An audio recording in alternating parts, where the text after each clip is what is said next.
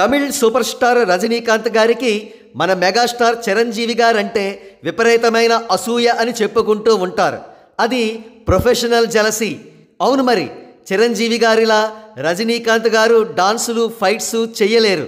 చిరంజీవి గారిలా నవరసాలతో కూడినటువంటి నటనను రజనీకాంత్ గారు చెయ్యలేరు. కేవలం స్టైలిష్ యాక్షన్ అనే పేరుతో కొన్ని దశాబ్దాల పాటు నంబర్ 1గా ఉంటూ వచ్చారు రజనీకాంత్ గారు.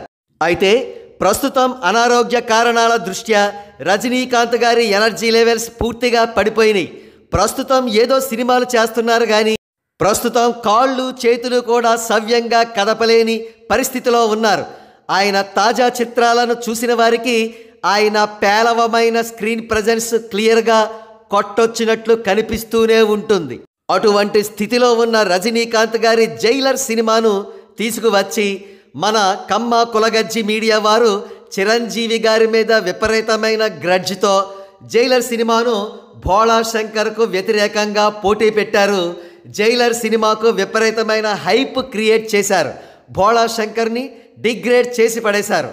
కాగా ఇప్పుడు అదే రజనీకాంత్ గారు నటించిన లాల్ సలాం అనే చిత్రం ఫిబ్రవరి 9వ తేదీన రిలీజ్ అవుతోంది.